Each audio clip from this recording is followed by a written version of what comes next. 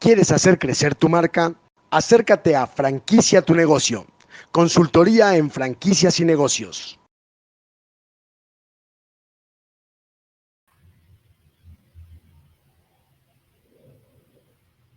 Feliz viernes a todos los que el día de hoy nos acompañan. Por fin es fin de semana y estamos listos para disfrutar de un merecido descanso. Y como siempre, pues iniciamos aquí en nuestro programa Acento Empresarial, Vino a tu Negocio, donde combinamos pláticas empresariales y temas de negocios con experiencias gastronómicas como son las catas de vino, de cerveza y otros.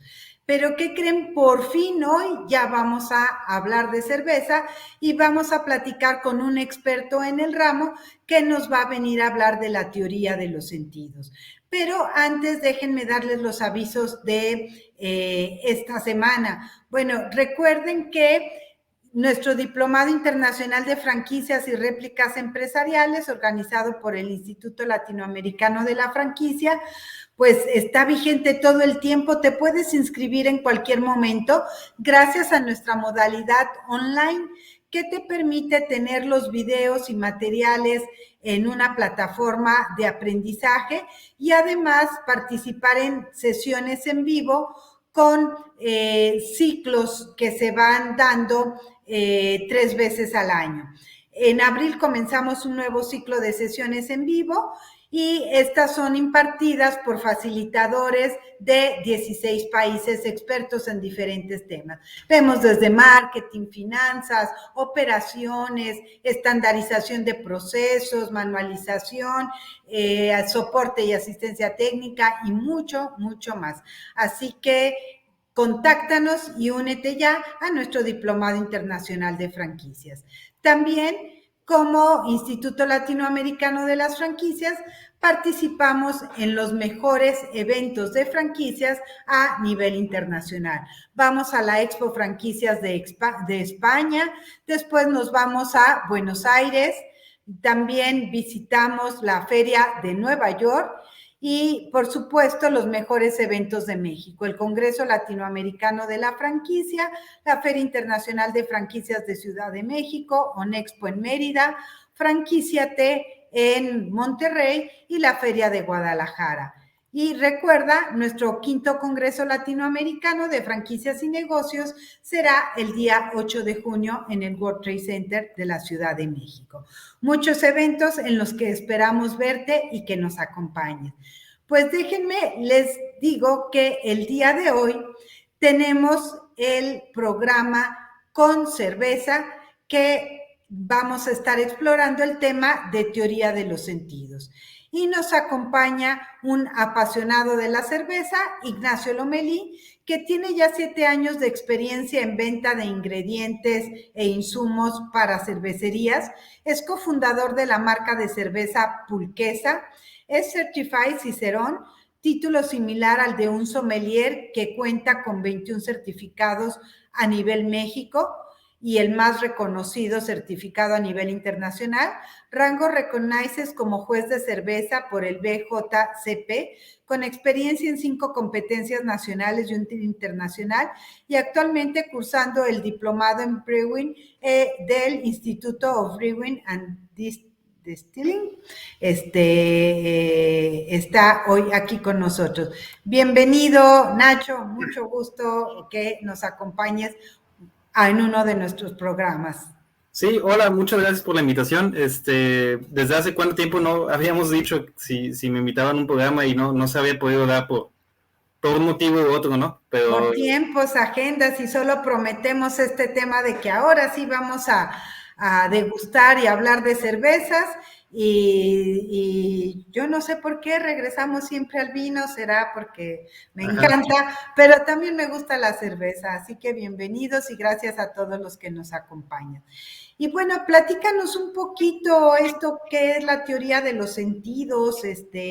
¿Cómo lo relacionamos con este tema de la cerveza? Cuéntanos. Sí. Bueno, a mí me gusta mucho el tema yo lo llamaría más bien como principios de análisis sensorial. Me gusta mucho el tema porque cuando se trata de nuestros sentidos, a veces, como que no nos damos cuenta que hay, que nuestro cerebro es a lo mejor más complicado de lo que en principio creemos. Ajá. Y cuando queremos analizar, bueno, vamos a hablar mucho más de cerveza porque es el tema del que más conozco yo, ¿no? Pero vamos a hablar de cosas que nos van a permitir analizar la cerveza, el vino, los alimentos, pues de una forma más profunda que lo que a lo mejor lo hacemos en el día a día. Ok.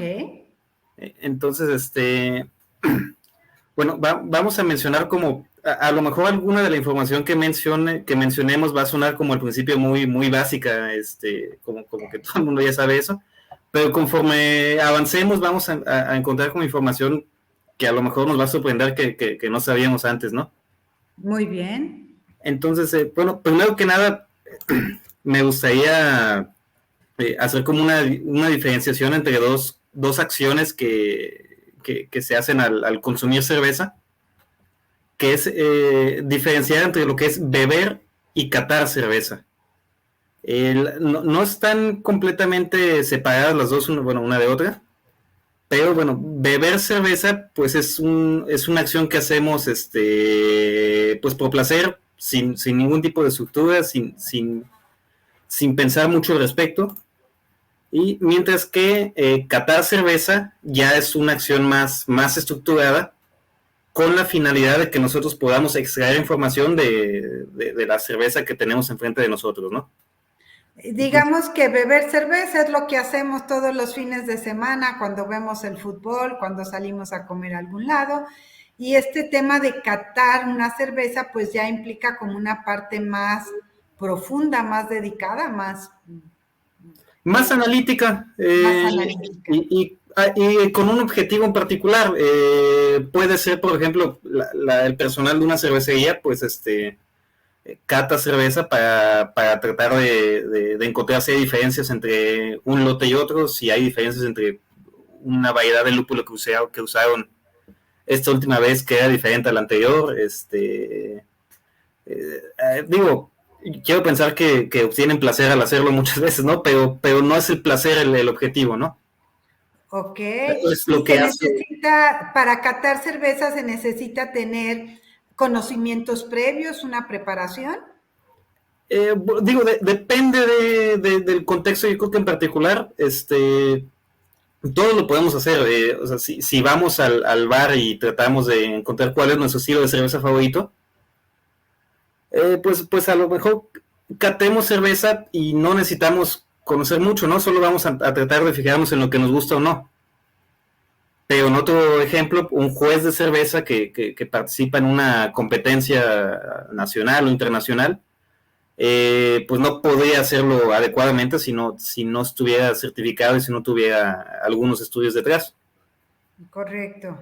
Muy bien, muy bien. Entonces, no están separados completamente una de otra, ¿no? Siempre cuando bebemos, catamos, ¿no? Incluso viendo el fútbol, pues nos fijamos si la Bohemia Cristal que nunca habíamos probado nos gustó o no. Y bueno, y cuando bebemos, pues es imposible también, incluso en un juez de cerveza, como les mencionaba, es imposible que a lo mejor si le llega una cerveza muy buena, que no diga, me gustaría tomar más de esta, ¿no? Uh-huh. O por el contrario, si le llega una cerveza muy mala, pues a veces se tiene que esforzar en darle más sorbos para poder describirlo bien, aunque le cause algo de disgusto. Sí, pues sí, ya es parte, en su caso, ya de un trabajo más allá de, como tú dices, hacerlo por placer. Muy bien, pues a ver, seguimos adelante, que esperamos aprender de cómo beber y al mismo tiempo tener un conocimiento para catar. Sí, aquí el punto con el que iniciamos es la forma en que nosotros podemos analizar o describir una cerveza. Hagan de cuenta que en nuestro cerebro, ¿no?, tenemos en una parte la conciencia, y la forma en que llegan señales a nuestra conciencia es por medio de los sentidos, ¿no? En la escuela a todos nos enseñaron que existen 5 sentidos básicos. vista, oído, olfato, gusto y tacto. En la realidad, a lo mejor muchos de los que nos escuchan ya han escuchado, pero en realidad hay muchos más sentidos, ¿no? De hecho, no hay como un consenso en cuántos sentidos hay. Hay gente que dice que hay 20, hay gente que dice que hay 70. Digo, yo no me sé todos, ¿no? Me sé algunos como equilibrio, como temperatura, como dolor. Wow. El ser humano tiene más sentidos que los 5 básicos. Sí. Pero bueno, esto lo digo como un dato curioso, ¿no? Nos vamos a centrar nosotros en 4 de los 5 sentidos básicos. Digo 4 de 5 porque no me voy a no vamos a hablar mucho del oído. Yo he conocido gente en la industria que dice que escuchar cómo burbujea la cerveza o incluso hemos escuchado los anuncios de las cervecerías de cuando se destapa una cerveza. Sí. Hay gente que dice que desde ese momento empieza el proceso de cata de cerveza. A manifestarse lo que es la cerveza. Sí, digo, si alguno de ustedes encuentra como el oído de esos momentos importante, muy bien. Yo no quisiera hablar quizá demasiado de esto. Entonces, vamos a hablar de los demás sentidos, ¿no? Olfato, oído, tacto y gusto. Todos son importantísimos para el consumo de cerveza, de vino, de otros alimentos, ¿no? Muy bien. Entonces, me gustaría empezar primero con la vista, que probablemente no es lo más, no es el sentido más lógico cuando hablamos de cata de cerveza. Es el sentido que es quizá más fácil de subestimar, pero es algo que tiene un impacto altísimo. Nuestras mentes están diseñadas para aprender por medio de la vista y la vista ocupa como un porcentaje muy alto siempre de nuestra atención. Entonces, aunque al momento de beber cerveza nos vamos a concentrar más en el gusto y en el olfato, desde el momento en que vemos una cerveza, nos vamos a empezar a hacer ideas de a qué va a saber. No sé si me explique, pero la forma en que vemos algo, un alimento, desde ese momento nuestra mente va a tratar de ajustarse a las expectativas que tiene de esa cerveza, de ese vino, de ese queso. De hecho, hay un par de unos experimentos bien interesantes. Hay uno en la que invitan a varios jueces profesionales de vino, las invitan a una cata de vino blanco, pero el vino blanco usan un colorante para que el vino blanco parezca vino tinto. Eso es, Entonces, el vino era vino blanco y los sabores, pues los sabores y aromas, pues eran de esperarse que tuvieran como los descriptores tradicionales del vino blanco, como maracuyá, frutos tropicales, cítricos. Piña, limón, Y sin embargo, muchos de los jueces de vino empezaron a hacer descripciones del vino como si fuera vino tinto. Ya, aromas a ciruela, fresas, Sí, de frutos rojos, a lo mejor pimienta, especias, cuero. Y no quiero como ridiculizarlo, ¿no? Pero es como una idea del gran impacto que tiene la vista pues en la forma en que percibimos las cosas. Aquí la gente empezó a ver las copas tintas y pues empezó a imaginar a lo mejor los sabores que posiblemente no estaban ahí, ¿no? Claro. Entonces, lo mismo va a pasar con la cerveza. De hecho, hay un par de estilos de cerveza que juegan con esa impresión. Hay un estilo que se llama Black IPA, que es un estilo de las cervezas de color completamente negro, opaco, y la gente cuando lo ve se imagina pues que va a saber a chocolate, a café, a tostados. Tostado, Pero al momento de probarlo, pues sabe como una IPA, India Pale Ale, estándar, como si el color fuera completamente claro. Entonces, aquí, ese estilo existe pues precisamente para jugar con ese sentido, ¿no? Con la vista. Eso es. Y hay otro que se llama White Stout, que es una cerveza de color pálida. Ya. Y los aromas y sabores que tienen son como de café y chocolate. Entonces, Wow, ajá. O sí, sea, es una White Stout, hasta el nombre contradictorio, ¿no? Es una blanca negra. sí, bueno, el significado de Stout en realidad tiene que ver con fuerza, con intensidad. Originalmente no estaba ligada a un... Bueno, se usaba para designar a las porters más fuertes. Sí. Pero no era necesariamente, la palabra Stout no necesariamente estaba relacionada con el color. Obviamente ya con los años empezó a desarrollar el estilo Stout y siempre pues era color negro, ¿no? Sí. Es más contradictorio el otro ejemplo de Black IPA. Las siglas de IPA vienen de India Pale Ale, de Pale es pálido. Claro, pálido, ajá. Es una ale pálida negra, eso es lo que, eso sí está bien contradictorio. Sí, claro. Pero bueno, el punto es, o sea, desde que el momento en que vemos algo, nos vamos a empezar a hacer ideas de eso, y a lo mejor vamos a tratar de encontrar, nuestra mente inconscientemente incluso va a intentar de encontrar aromas y sabores que concuerden con nuestra vista. Entonces, eso tiene que ver, bueno, con las expectativas, e incluso en temas más como una experiencia negativa o positiva. Si alguno de ustedes como quisiera hacer también un experimento medio chistoso, puede conseguirse una copa de vino o un vaso de cerveza que se vea pues relativamente elegante. Sí. Y al mismo tiempo un vaso de plástico rojos que usan, que se usan en las fiestas como para pues, beer pong o para mezclar la Coca-Cola con cualquier cosa. Sí. Pueden agarrar la misma cerveza, servirla distribuir entre los dos vasos y dársela a alguien a que las pruebe, a que pruebe los dos vasos. Y si no les digan que es la misma cerveza, ¿no? Ajá.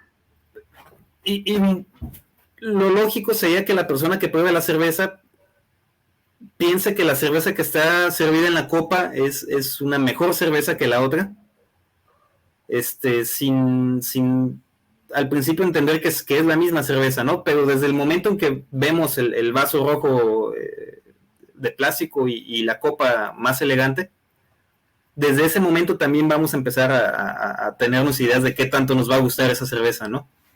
Oye, Nacho, pero yo te comento un caso propio. Todos saben que a mí el tema de vinos me gusta mucho y es donde tengo más capacidad. Y a veces por falta de un buen elemento, se termina uno sirviendo el vino, porque no hay de otra, en un vasito de plástico, como tú dices, ¿no? O en un desechable rojo en vez de la copa. Y yo sí siento, y entonces ya aquí dudo si es entonces solo percepción o es real, pero yo sí siento, y a veces me pesa y digo, uy, tan buen vino, y siento que no despierta los mismos aromas o no se despliega igual en una copa que en el vaso. Y aquí, ¿habrá mucho de influencia de lo que es percepción? Sí es real y sí hay mucha influencia también de lo que es percepción. De hecho, hay también un estudio en la que se diseñaron unos vasos de forma que por adentro, o sea, los dos vasos eran exactamente iguales en la forma, ¿no? En la forma en que contienen el líquido. Pero por afuera tenían diseños diferentes. Uno era, o sea, se veían como muchos, era una forma tridimensional y se veían como muchos cuadrados, y en el otro se veían figuras circulares. Entonces usaron estos dos vasos para darles a gente a probar la misma bebida, y la gente empezó a describir la de los círculos como más dulce y la de los cuadrados como más amarga y más fuerte. Ya. Entonces, digo, eso también nos dice de lo importante que es la vista al momento de probar algo. Pero bueno, al mismo tiempo también hay la forma en que un recipiente, bueno, la forma de un recipiente también tiene un impacto en cómo se liberan los aromas y bueno, y pues cómo también percibimos incluso tratando de eliminar la parte de la vista. También hay una diferencia en cómo percibimos los aromas. También hay algunos experimentos que, por ejemplo, en cerveza, han medido como la proporción que hay de dióxido de carbono en como en el área del recipiente. Uh-huh. Y es bien diferente cuando se hace, por ejemplo, en una copa de vino a cuando se hace en un vaso como estos, ¿no? Uh-huh. Totalmente recto. Uh-huh. Y también hay otro experimento de unos japoneses que diseñaron como una nariz electrónica, que, o sea, trataron o sea, con un aparato pues muy fino, ¿no? Sí. Trataron de identificar diferentes compuestos volátiles que son los que hacen que una cerveza, un vino tengan su aroma. Sí. Entonces, con esa nariz electrónica, pues también trataron de diseñar como un área alrededor de diferentes vasos y también encontraron que hay bastantes diferencias. Ya. Uh-huh. Entonces, sí, hay algo de percepción desde que nada más vemos el vaso, nos vamos a imaginar diferencias en sabor y aroma. Pero también es cierto que la forma de los recipientes va a tener un impacto diferente en la forma como se liberan estas sustancias. Sí. Uh-huh. Entonces, lo de la vista, pues, es muy importante también, pues, para restaurantes y bares, pues, entender que desde la forma en que presentas la cerveza o el vino, pues vas a generar un impacto en el consumidor. Sí, ya estás dando la experiencia y entonces la puedes dirigir hacia lo que quieres que el consumidor sienta, perciba, como tú decías, algo más sofisticado, elegante o algo, o a lo mejor el restaurante quiere dar precisamente la idea de que es algo, no sé cómo decirlo, económico, por la forma del vaso, o sea, como que vas dando una idea de la percepción, ¿no? Sí, pudiera ser, o incluso también a lo mejor, para mí, no sé, es importante que un restaurante tenga una buena presentación de sus vinos o de sus cervezas, porque probablemente una persona pruebe la misma cerveza en un restaurante que en otro, y le guste más el que sí sirvió la cerveza adecuadamente en un vaso de cristal con curvas como una copa, uh-huh, a un vaso de plástico quizá como ese que tengo yo, ¿no? Claro. Uh-huh. O sea, desde la forma en que ve el vaso se va a imaginar a lo mejor que una cerveza le va a gustar más que la otra a pesar de que va a ser la misma, ¿no? Claro, es como la coca chiquita, ¿no? Creo que a nivel internacional todo mundo dice que la coca chiquita en envase de vidrio es la que sabe mejor de todas, y la Coca-Cola incluso llegó a hacer un estudio para ver qué era lo que hacía diferente a la coca de vidrio respecto a cualquier otra presentación, y dado que en formulación no existe ningún cambio, atribuyeron a que el vidrio conserva mejor la temperatura fría, o sea, hace que el líquido esté frío de una mejor manera quizás que el plástico, y que por ser un volumen pequeño, esta temperatura se mantenía mientras tú consumías el resto de la porción, también a diferencia de otros. Fuera de ahí, no encuentran por qué en el mundo decimos que la coca chica en botella de vidrio es la más sabrosa.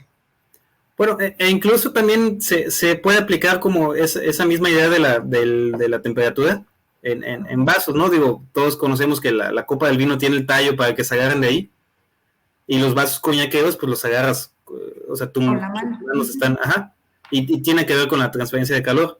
Uh-huh. Hay también una empresa que está promocionando mucho vasos para cerveza de aluminio. Sí. Y parte de su discurso de ventas es que pues el aluminio secuestra pues iba a decir secuestra el frío, pero el frío en realidad no existe, ¿no? Pero mantiene la cerveza fría por más tiempo. Ajá. Ok. Muy bien. Bueno, y entonces, continuando aquí con este tema de los sentidos, bueno, la vista, lo primero, porque al final todavía ni está la botella cerrada y la vista ya empezó a participar. Sí, sí, y bueno, y también tiene que ver con el diseño de las etiquetas, algo quizá más complejo, pero desde la etiqueta que vemos también empieza a trabajar nuestra cabeza en cómo nos vas a ver. Y a generar una expectativa. Sí, entonces, bueno, el siguiente sentido del que quisiera hablar es, de hecho, el tacto. Okay. No estamos yendo en orden en conforme vamos a percibiéndolas de acuerdo a cuando bebemos una cerveza, sino estoy tratando de ir desde el más sencillo hasta el más complejo. Entonces, el tacto también, como la vista, a lo mejor puede ser algo sencillo de subestimar, pero el punto es que cuando nosotros le damos un trago a algún líquido, en la lengua no nada más tenemos las papilas gustativas, que son las que nos hacen percibir el sentido del gusto, sino también tenemos pues receptores del tacto, así como tenemos en las manos o en cualquier parte de la piel. Entonces, por ejemplo, en una cerveza, además de los sabores que tiene, ¿no? Nosotros nos vamos a dar también, gracias al tacto, una idea del cuerpo, si es una cerveza con cuerpo muy ligero o si es una cerveza pesada, licorosa, digo, no, de esa forma también podemos distinguir como el agua de la miel, ¿no? Aunque tengan sabores diferentes, pero nosotros, todo el mundo podemos recordar cómo el agua es así muy ligera y la miel es espesa. Nuestra lengua lo puede distinguir también, no nada más por sabores, sino por tratar, gracias al tacto se pueden descubrir como diferentes densidades. También la carbonatación también se puede distinguir gracias al tacto. Okay. El alcohol, es la cantidad como de burbuja, ¿no? Que sí. nos da. Sí. Ahora, el alcohol también se puede percibir como una sensación táctil. Digo, el alcohol también tiene un sabor. Y aroma. Ajá, pero también el alcohol causa como una sensación de calor en la boca. Entonces, esa también es una sensación de tacto. Hay una sensación que también existe mucha gente que se equivoca y piensa que es un sabor. Y se da también mucho con el vino, la astringencia. La astringencia es una sensación de que en la boca te queda como seca, como si se contrajeran así las papilas, como sí, quizá un poco garrosa. Sí. Eso en realidad no es un sabor, es también una sensación de tacto. Ya, ok. En el vino se da mucho por los taninos de la madera. Puede darse por taninos de la uva. En la cerveza pues pasa mucho con el lúpulo. La malta también puede tener una extracción de unos compuestos que se llaman polifenoles, que son los que hacen que causa esta sensación. Pero bueno, pasa mucho con las India Pale Ales, ¿no? Con las IPAs. Eso es. Entonces, bueno, el tacto pues también tiene un impacto en qué tanto te va a gustar una cerveza. Si a lo mejor el aroma y el sabor están muy buenos, pero si te dejan una sensación muy caliente en la boca, o si la sientes espesa, ¿no? o si la astringencia es demasiada, pues a lo mejor la cerveza no, pues aunque el aroma y el sabor sean buenos, pues no vas a querer pedir otra, ¿no? Bien. Entonces llevamos vista, tacto, excelente. Entonces el siguiente aroma, el siguiente sentido del que quisiera hablar es el gusto. Mencionamos que la vista es quizás el más fácil de subestimar.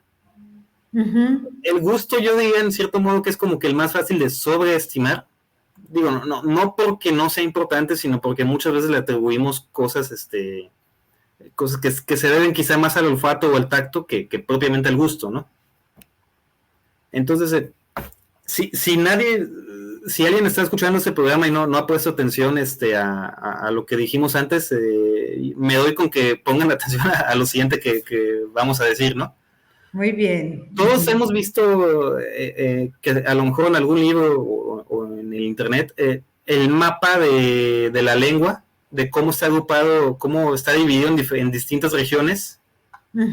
y que en una región están las papilas gustativas que perciben lo dulce, en otra lo amargo, en otra lo salado, en otra lo ácido, ¿no? Sí, sí Eso lo recuerdo. ¿Perdón? Sí, sí lo recuerdo. Eso está mal. Ok. Es uno de los ejemplos de desinformación más, Wow. más clásicos que existen. En Ajá. la vida real, en nuestra lengua no está dividida de esa forma, sino que tenemos distribuidos por toda la lengua, pues todos los diferentes papilas gustativas que pueden distinguir los 4 gustos básicos. Vamos a mencionar que existen también algunos más, ¿no? Pero en realidad están distribuidos por toda la lengua. En algunas regiones hay más concentración de unos que de otros. La verdad yo nunca me los aprendo, aquí tengo las notas, pero por ejemplo, en la parte de atrás de la lengua hay más concentración de los receptores de amargo y ácido. Atrás y a los lados hay más concentración de ácido, pero en la mayor parte de la lengua pues los diferentes sentidos están equilibrados, ¿no? Entonces no es importante, yo creo que se aprendan exactamente en qué partes hay más concentración de unos que de otros. Ajá. Pero sin entender que está completamente mal este mapita de la lengua, ¿no? Sí, que lo dulce es, que primero es lo ácido, luego lo salado, lo dulce, entonces hemos vivido engañados todo el tiempo. Sí, sí, sí, no sé, no ha podido salir ese mapita de la lengua de algunos libros, pero bueno. Entonces, algo de lo que decía de por qué es quizá fácil de sobreestimar el gusto, es porque los diferentes tipos de papilas que tenemos pues pueden distinguir una cantidad de características que es relativamente baja, ¿no? Digo, obviamente la combinación entre ellas y la diferencia de intensidades pues genera que de todos modos la lengua por sus papilas gustativas sea una herramienta muy compleja, ¿no? Pero el número de variables no es tanto, ¿no? Todos hemos escuchado que los sentidos básicos son el salado, amargo, ácido y dulce. En realidad hay algunas otras. Hace alrededor de 100 años se descubrió, se describió otro sabor básico que se llama umami. Es una palabra japonesa que significa delicioso. Sí. Y es un sabor que hay mucho por ejemplo, en la carne asada, en los espárragos, en los champiñones. En nuestra cultura es un poco difícil de describirlo porque no lo tenemos como tan claro que pues pensamos muy fácil en salado, sal, dulce, azúcar, salado, ¿no? amargo, ajá. El umami quizás es más difícil de diferenciar, pero bueno, es una papila, son un tipo de papilas gustativas que son diferentes a las otras 4. Okay. En el vino y cerveza, de hecho, umami es algo importante porque, bueno, en algunos casos, porque a veces la levadura si la levadura se queda en suspensión, puede soltar sabores umami. La levadura cuando se queda como en el vino o en la cerveza, se empieza a estresar porque pues con el alcohol y con la falta de nutrientes no es un medio apto para ellas. Entonces pues las células se empiezan a romper y se empieza pues a liberar el contenido de las células, ¿no?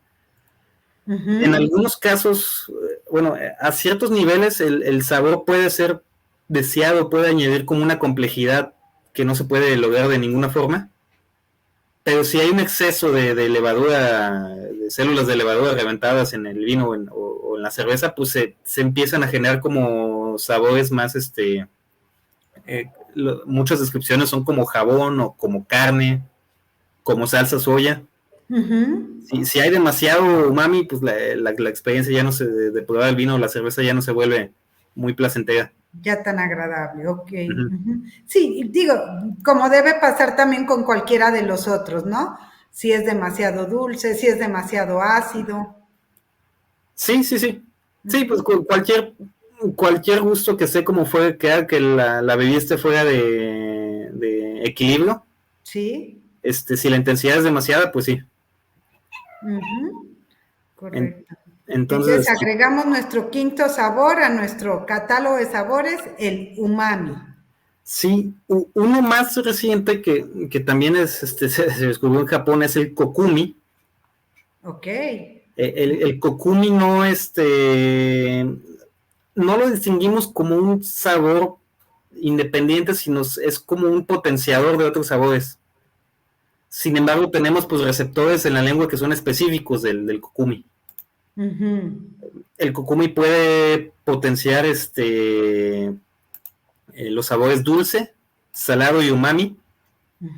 Y también ayuda como a distinguir el espesor del líquido. Ok, es como un catalizador, Sí, como algo que sí, permite que las otras sustancias se desplieguen, se perciban mejor. pues se potencian. Se ha estado usando como, pues se ha investigado por su oportunidad para aditivos, para potenciar los sabores que ya están ahí. Okay. Y otro sabor es el de la grasa. Ese es también de los más nuevos. Se descubrió que pues, en nuestras lenguas también hay receptores que específicamente detectan la grasa como si fuera un gusto. Ya. Ok. Entonces, no mencionamos tanto sobre los cuatro básicos, salado, amargo, ácido y dulce. También todos tienen un lugar, un impacto en una cerveza. La sal quizá no en tantas, pero también el agua con el que se hace la cerveza pues trae consigo Sí, ya sal. minerales, ajá. Entonces se pudiera llegar a distinguir entre una cerveza y otra como distintos niveles como de mineralidad le llaman. Y bueno, de forma muy interesante hay un estilo de cerveza que a mí me gusta mucho que se llama Goce. Allá en Guadalajara, Cervecería Loba tiene una cerveza que se llama Paraíso, que esa la tienen de línea, que es un estilo al que se le agrega sal. Entonces te da un sabor salado. Ok, pero ese es intencional, tiene un toque de sal.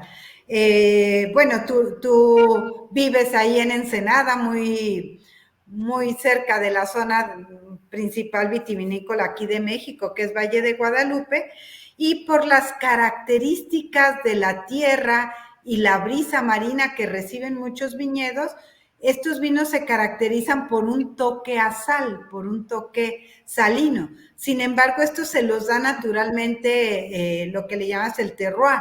No es que tengan añadida intencionalmente este toque mineral.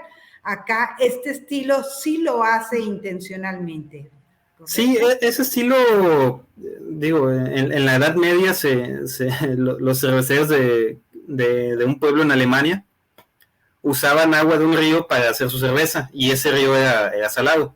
Ajá. Entonces, digo, ese estilo pues de hecho se dejó de hacer por muchos años y ahorita con el movimiento de cerveza artesanal, digamos, ha revivido. Hoy en día, pues ya lo que se hace es se agrega sal, típicamente sal de mar a la cerveza.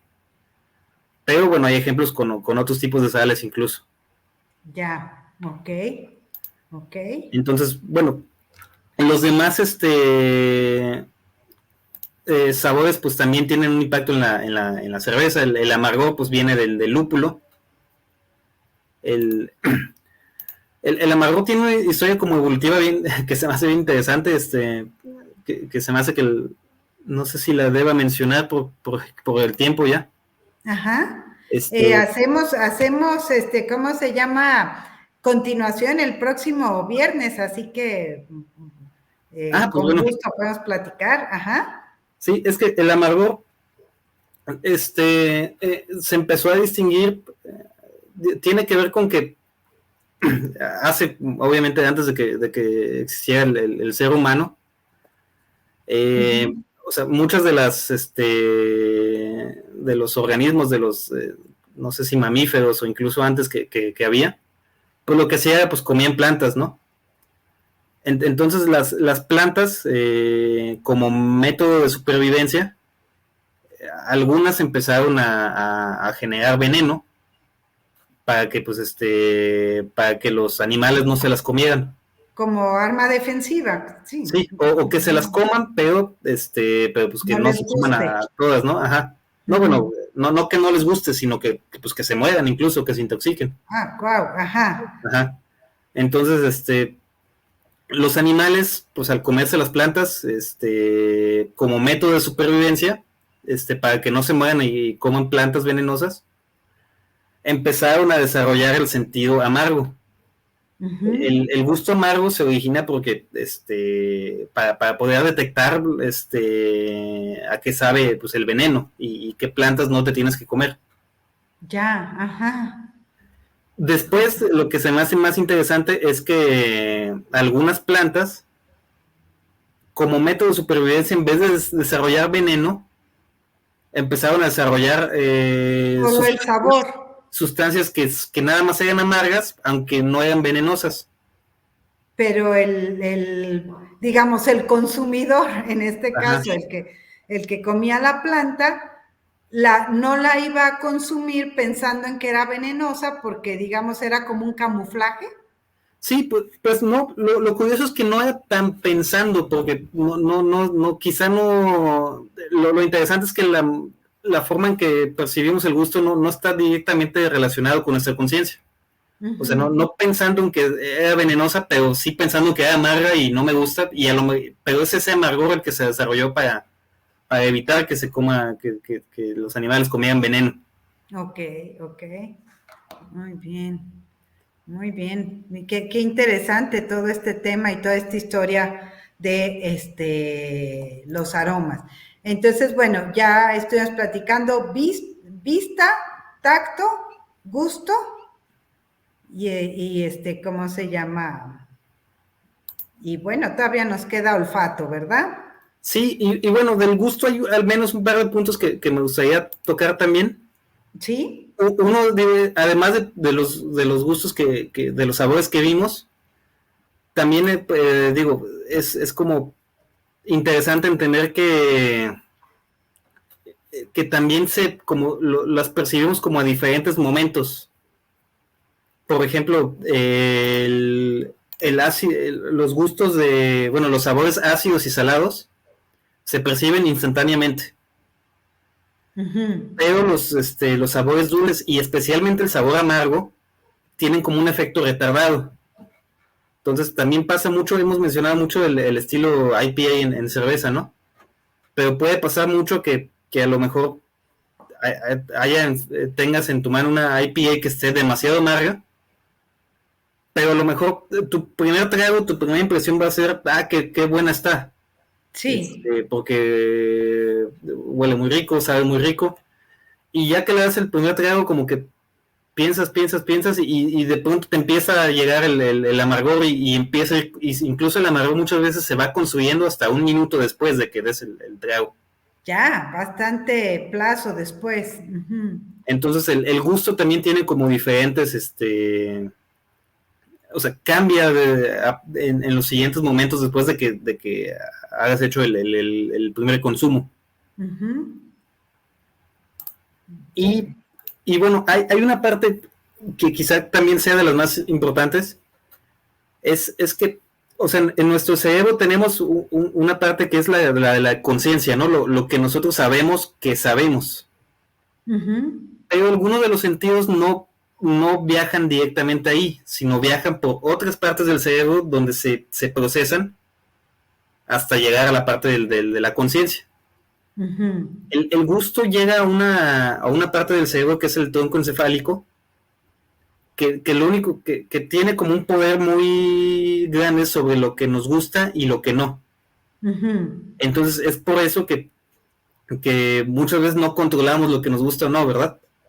A mí, por ejemplo, los hongos es un tema que teóricamente me llaman mucho la atención, pero los champiñones no me gustan, ¿no? Sí. ¿Por qué? Porque es una parte del cerebro que es mucho más primitiva que la de la conciencia, ¿no? En la que no tenemos tanto poder. Digo, conforme nos vamos entrenando, empezamos a adquirir más control, ¿no? Y en cuanto vamos entendiendo estas cosas de cómo está organizado nuestro cerebro. Pero hay que entender que es como una interfaz, ¿no? Como hay un punto intermedio entre la percepción del sabor y la forma en que nosotros lo procesamos. Claro.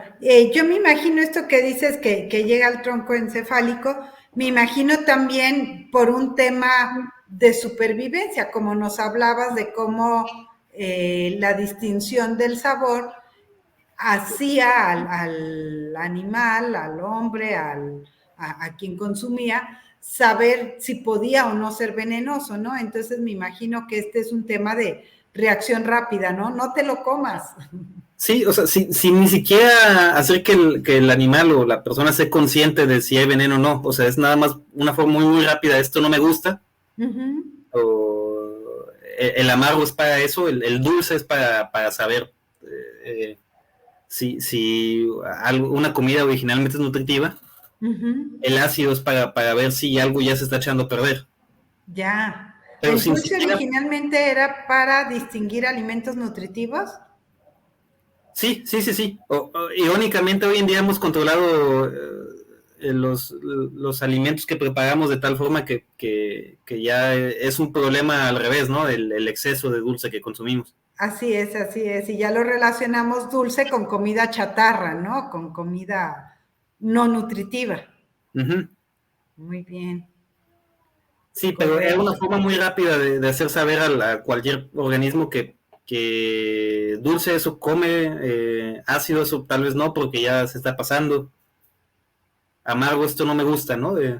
Bueno, sin siquiera hacer pensar a ese animal o a esa persona en por qué. Es una forma muy rápida de decir esto te gusta y esto no. Ok. Correcto. Entonces, pues bueno, ya pasamos, si quieres, al olfato. El olfato también es quizá algo sencillo de subestimar.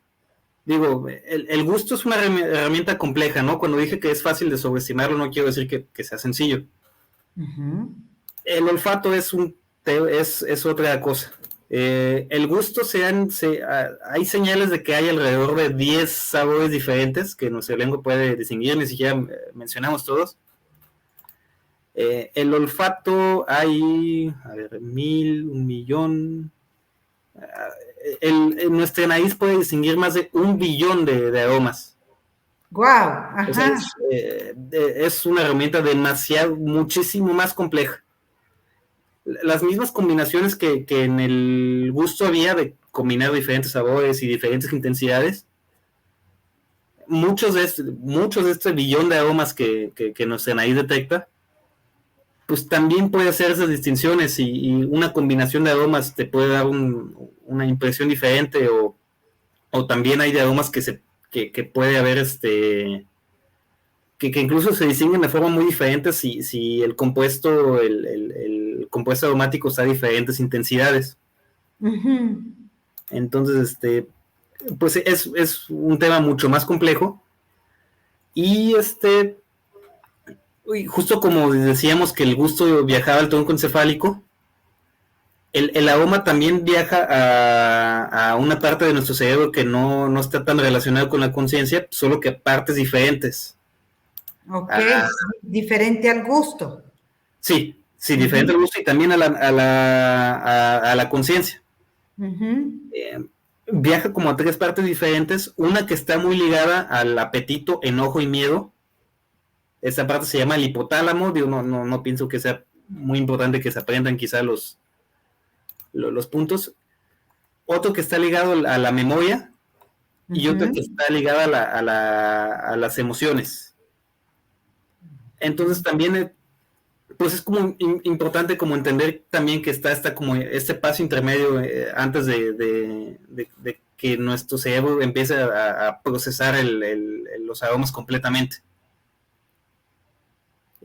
Incluso y por eso tiene que ver que a lo mejor también hay como reacciones muy pues, muy instintivas ante un aroma desagradable muy rápidamente. Quizás sin preguntarnos exactamente por qué, pero pues si hueles popó de gato, pues muy rápidamente te llega el disgusto, ¿no? Sí, así es, ajá. Ajá. También me imagino proviene de un mecanismo natural de defensa, ¿no? Esta parte del aroma.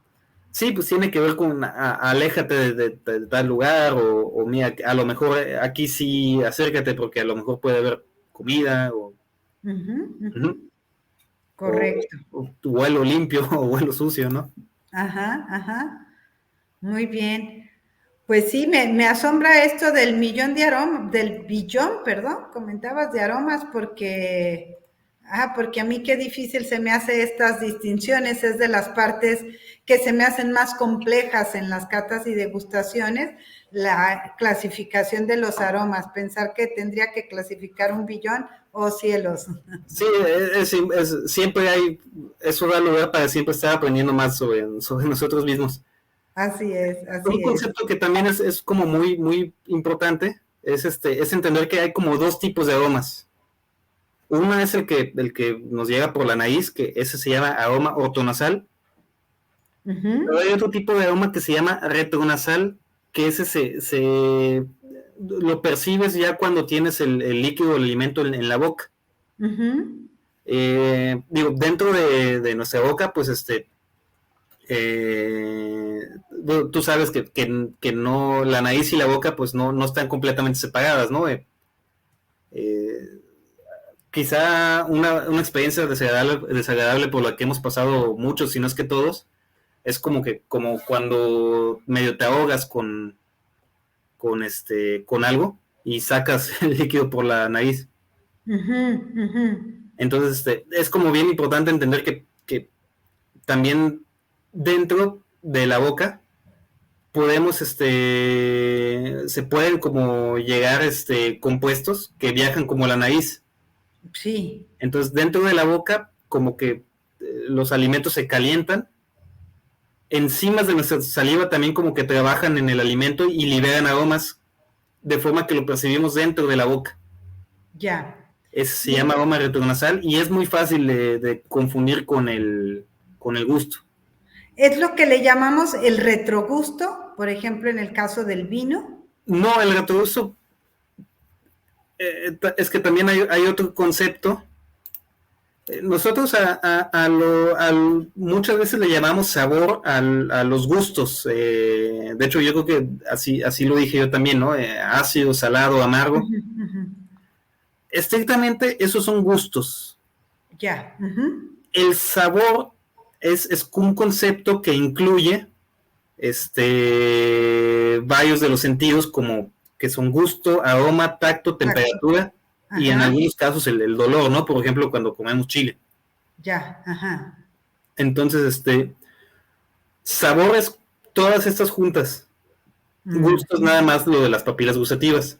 El retrogusto tiene que ver con todo junto, pues. Ya. Y aquí dices, es solamente una percepción del olfato que se da ya sea en la vía, mencionaste creo que ortonasal o en la retronasal. Sí. Ok. Ok.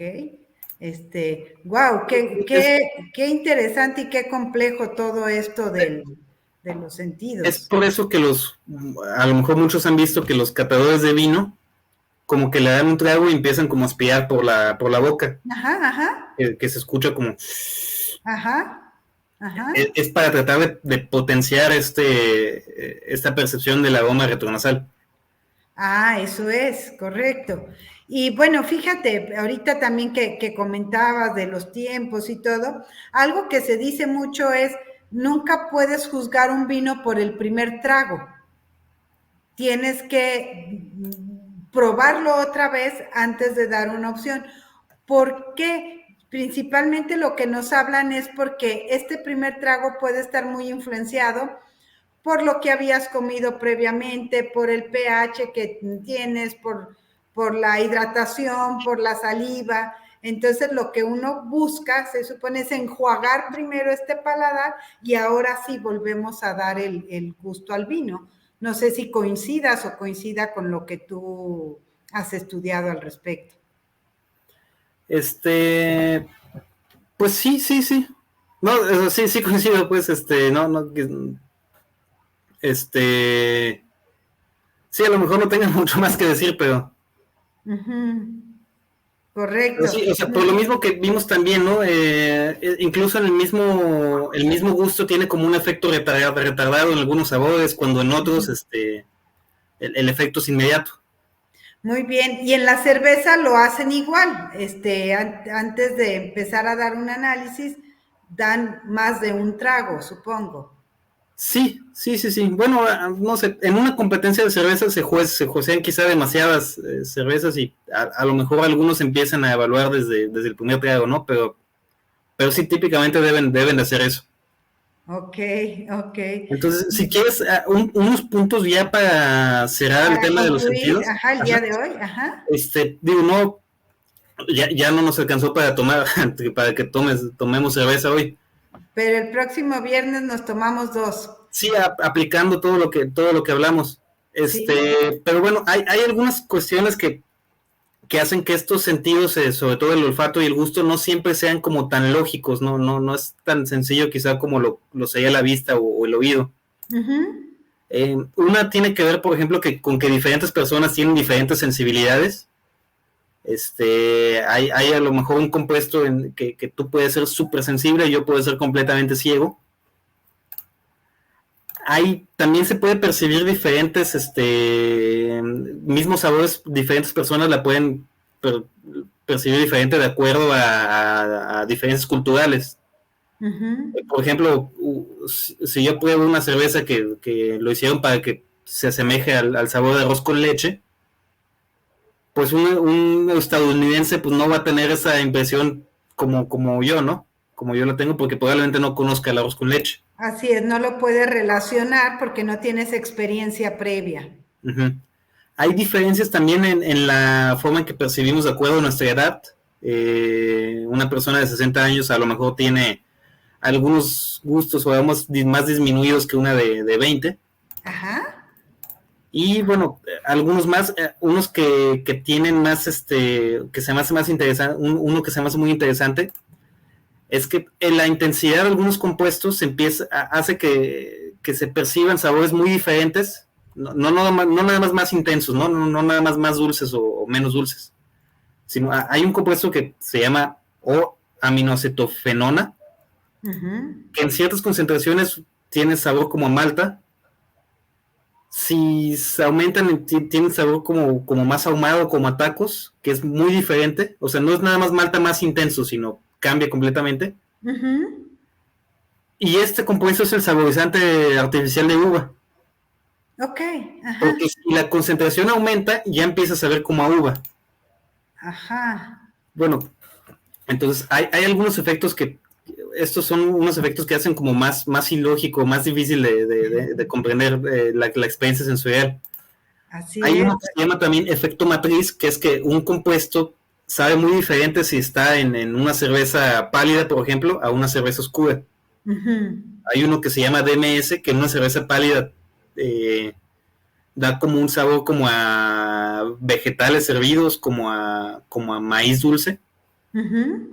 Pero en una cerveza, eso es en una cerveza clara, ¿no? Y en una oscura da como un sabor como a sopa de tomate. Por los acompañamientos y por el resto de ingredientes que tienen, me imagino que esa combinación es lo que hace el cambio. Sí, y hay un efecto más del que menciono ya el último para cerrar, es el enmascaramiento. Uh-huh. Es que la presencia de un compuesto hace que otro ya no se perciba. Ok. Entonces, todos estos efectos como de combinaciones o de diferencias entre una persona y otra, pues hacen que sea, pues la experiencia sensorial pues siempre sea muy compleja y a lo mejor es muy diferente lo que tú y yo percibamos de una cerveza o de un vino o de un alimento incluso entre una misma persona pues puede cambiar si tomamos una cerveza a las 12 del día, si la tomamos en la noche después de llegar a trabajar. Claro, claro. ¿Y quien prepara la cerveza conoce y juega con esto? O sea, le agrego tal ingrediente para que me oculte esto, para que me lo potencie, para que cambie. Sí puede ser. Por ejemplo, la vainilla es un adjunto que se suele utilizar como para enmascarar. No quiero decir que no se puede usar bien, ¿no? Bueno, que no se puede usar de otra forma, ¿no?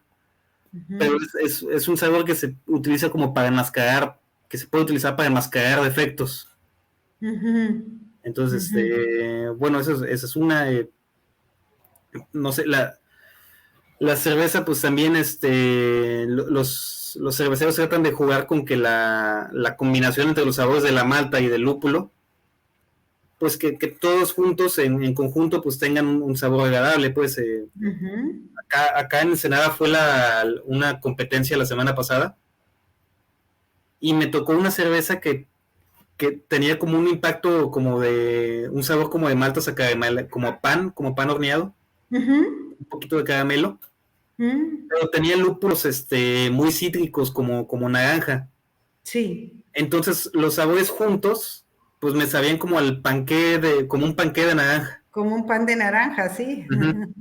Ok, muy bien, muy bien. Bueno, pues se nos fue el tiempo muy rápido, pero Ignacio, te invito a que continuemos el próximo viernes para seguir hablando de este tema del análisis sensorial, pero sobre todo para ponerlo en práctica. ¿Qué te parece? Sí, muy bien. Sí, pues ya acabamos con la teoría de sentidos. Ya la siguiente semana podríamos hablar ya de cómo aplicarlos y ya cómo servir una cerveza para potenciar